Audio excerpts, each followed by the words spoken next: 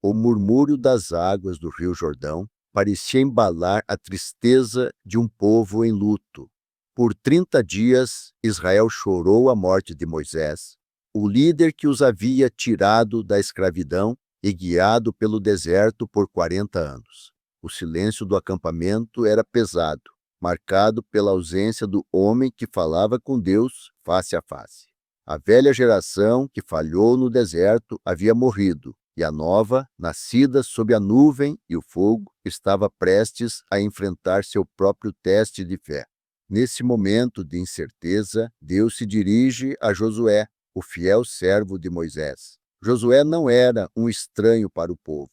Ele foi o jovem que permaneceu na tenda da revelação, o general que liderou o exército contra os amalequitas, o espião corajoso que, junto com Calebe, defendeu a fé em meio ao medo. Agora, com a voz que antes falava a Moisés no Sinai, Deus o comissiona. Moisés, meu servo, é morto. Agora, pois, levanta-te e passe este Jordão, tu e todo este povo, a terra que eu dou aos filhos de Israel. A responsabilidade era imensa. Josué não era um profeta com o mesmo dom de Moisés, mas carregava uma unção diferente, a do guerreiro e do líder que cumpriria a promessa de Deus. Por isso, a comissão divina vem acompanhada de uma promessa e um mandamento. 3 vezes a voz do Senhor ressoa em seus ouvidos: ser forte e corajoso. Não era apenas um encorajamento, mas uma ordem. Deus sabia que a jornada à frente exigiria uma coragem que não vinha da força humana, mas da confiança na sua palavra. E a chave para essa força estava na obediência. Não te desvies dela, nem para a direita, nem para a esquerda, para que tenhas sucesso por onde quer que andares. A vitória de Israel não seria conquistada por superioridade militar, mas por sua fidelidade à lei. Josué então se levanta. Ele era um líder que sabia ouvir e obedecer. Sua primeira ordem aos oficiais do acampamento era simples, mas cheia de autoridade: preparem-se para a travessia. A nova era havia começado. A primeira tarefa de Josué era taticamente crucial. Ele envia 2 espiãs para a cidade de Jericó, um forte enclave cananeu com muralhas duplas que pareciam impenetráveis. Jericó era a porta de entrada para a terra prometida, e sua queda seria o sinal da fidelidade de Deus. Os espiãs encontram refúgio na casa de uma mulher chamada Raabe, que morava na muralha da cidade. Raabe, uma meretriz, não era uma israelita, ela era uma estrangeira, uma excluída, mas em meio à sua vida de pecado, tinha ouvido falar das maravilhas do Deus de Israel. Ela sabia sobre o Mar Vermelho, sobre a destruição dos reis amorreus, e percebeu que o Deus de Israel não era como os ídolos de Jericó. Sua fé era incipiente, mas sua convicção era absoluta. Ela esconde os espiãs e faz uma declaração de fé impressionante. Eu sei que o Senhor vos entregou esta terra, pois o Senhor, vosso Deus, é Deus em cima nos céus e embaixo na terra. Raabe não estava apenas salvando 2 homens. Ela estava apostando sua vida e a de sua família no Deus de Israel. Em troca, pede um sinal de salvação, um cordão vermelho amarrado na janela. Este cordão, como o sangue do cordeiro na porta no Egito, se tornaria um símbolo da redenção em meio ao julgamento. Com as informações dos espiãs, o povo se prepara para a travessia do Rio Jordão. No auge da estação da colheita, o rio transbordava de suas margens, um obstáculo natural que parecia insuperável. Mas a estratégia de Deus não era por meio de pontes ou embarcações, mas por um milagre. Ele ordena que os sacerdotes, carregando a Arca da Aliança, o símbolo tangível de sua presença, entrem na água primeiro. Quando a sola de seus pés toca a água, o fluxo do rio para, as águas se acumulam em uma represa e o povo atravessa em solo seco. Este milagre, que ecoa a travessia do Mar Vermelho, serve como uma poderosa lembrança para a nova geração de que Deus está com eles.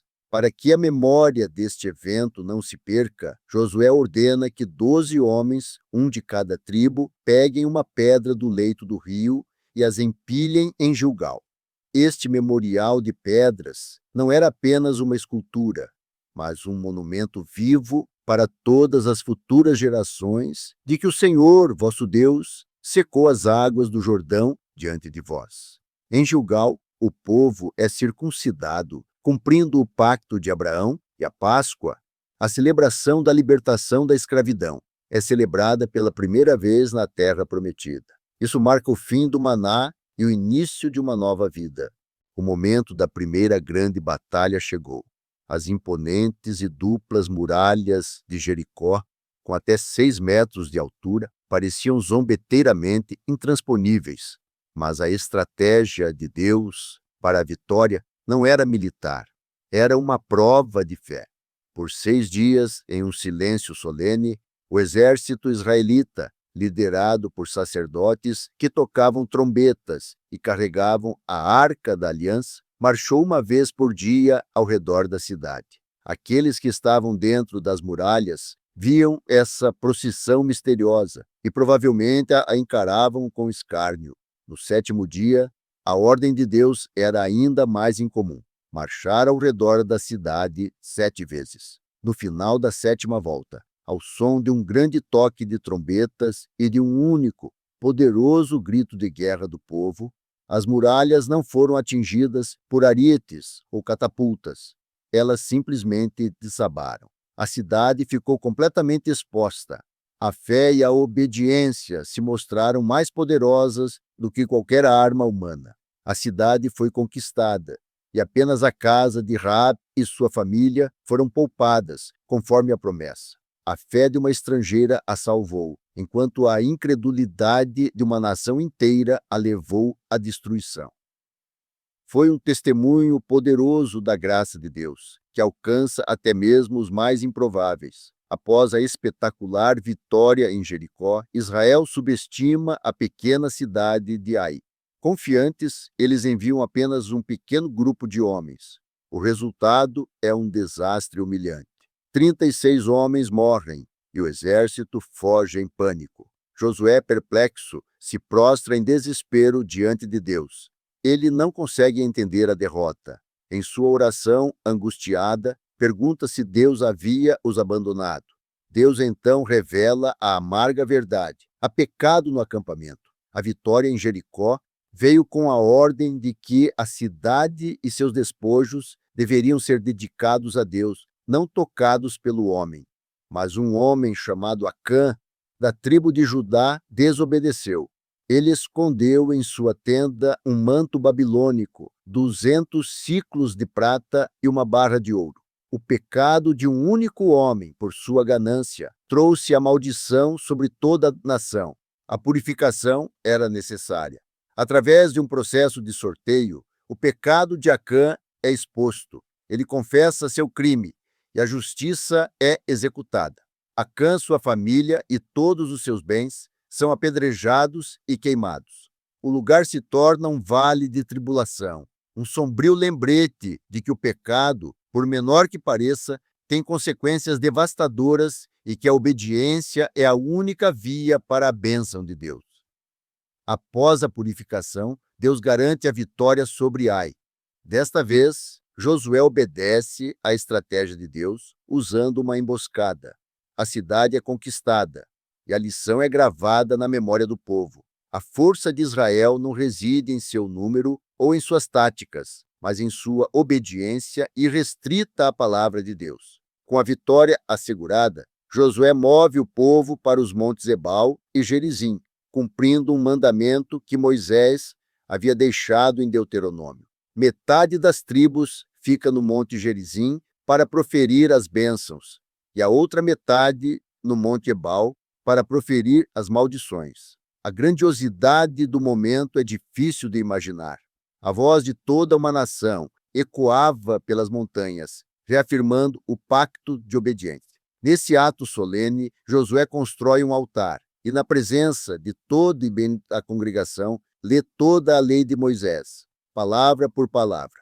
Não havia um único mandamento, estatuto ou juízo que ficasse de fora. A nova geração precisava ouvir e internalizar a lei que guiaria suas vidas na nova terra. Era um lembrete de que a conquista militar era apenas o prelúdio para uma vida de fidelidade e santidade. As vitórias de Israel em Jericó e Ai desencadeiam uma reação em cadeia. Os reis cananeus, aterrorizados, formam coalizões para lutar contra Israel. A cidade de Gibeão, com medo, usa de astúcia para fazer uma aliança de paz com Josué. Embora ele tenha sido enganado, honra a aliança, mostrando a integridade de seu caráter. A aliança com Gibeão precipita uma guerra em larga escala. Uma coalizão de reis do sul ataca Gibeão, e Josué e seu exército marcham em socorro. Na batalha de Gibeão, a intervenção divina é espetacular. Deus envia granizo do céu que mata mais inimigos do que as espadas de Israel. E em um dos momentos mais épicos da história bíblica, Josué clama a Deus: Sol, detente em Gibeão, e tu, lua, no vale de Aijalon. Deus, em sua soberania, para o sol por quase um dia inteiro, permitindo que a vitória de Israel fosse completa. O livro afirma: nunca antes nem depois houve um dia como esse, em que o Senhor ouviu a voz de um homem. Depois de conquistar o sul, Josué se volta para o norte, onde uma vasta coalizão de reis se reúne em Azor. Mais uma vez, Deus encoraja Josué: não os temas, porque amanhã, a esta mesma hora, os entregarei todos mortos diante de Israel. A vitória é esmagadora, e as cidades são destruídas, garantindo que o culto pagão fosse erradicado e que Israel não fosse tentado pela idolatria. Em um período de anos, Josué e seu exército, com o auxílio de Deus, conquistam a maior parte das terras prometidas. Embora a vitória não fosse total, o núcleo do território estava seguro. O livro lista a derrota de 31 reis, marcando o fim de uma era de guerra e o início da paz. Com a conquista militar completa, o foco de Josué se volta para a partilha da herança. A terra, prometida há séculos, seria finalmente dividida entre as 12 tribos. A divisão foi feita por sorteio, uma forma de garantir que a vontade de Deus fosse a definitiva. A porção de Judá, a maior tribo, foi alocada no sul, incluindo a região montanhosa de Jerusalém. As tribos de José, Efraim e Manassés receberam a área central estratégica para a defesa. A história de Calebe, o espião fiel, é contada com honra. Com 85 anos, ele se apresenta a Josué, ainda forte e corajoso, e pede a herança que Moisés lhe havia prometido, a região montanhosa de Hebron, habitada por gigantes. Josué abençoa Calebe, e ele, com a força de Deus, conquista a terra. Calebe é o exemplo vivo de que a fidelidade, mesmo após 40 anos de espera, é ricamente recompensada. A tribo de Levi não recebeu herança de terra, mas foi abençoada com 48 cidades espalhadas por todas as tribos, para que pudessem servir como sacerdotes e instrutores da lei em toda a nação. As cidades de refúgio foram designadas para proteger aqueles que cometessem homicídio não intencional, mostrando a justiça e a misericórdia da lei. O fim do livro é um dos momentos mais emocionantes. Com 110 anos, Josué, o velho guerreiro, reúne o povo em Siquém. Suas palavras finais são um eco do seu próprio chamado. Ele os lembra da fidelidade de Deus e os desafia a renovar sua aliança. Se vos parece mal servir ao Senhor, escolhei hoje a quem servais. Eu e a minha casa serviremos ao Senhor. Josué não impõe a fé, mas apresenta a escolha de forma clara e dramática. O povo responde: longe de nós que abandonemos o Senhor. Uma nova aliança é feita. Após essa última exortação, Josué, o servo de Deus, morre e é sepultado. A Bíblia nos diz que Israel serviu ao Senhor durante toda a vida de Josué e dos anciãos que sobreviveram a ele. O livro de Josué não é apenas uma história de batalhas, é uma narrativa sobre o cumprimento da promessa de Deus e o desafio da fidelidade humana. Ele nos ensina que a vitória não se baseia na força, mas na obediência. Ele nos mostra que a desobediência, por menor que seja, pode ter consequências devastadoras. E, acima de tudo, ele nos inspira com a história de um líder que, do início ao fim, foi forte e corajoso porque confiava na palavra de Deus. A história de Josué termina, mas o desafio de sua última frase continua a ecoar por séculos. A decisão de servir a Deus ou a outros deuses é uma escolha diária, pessoal e contínua, que define o destino de cada indivíduo e de cada nação.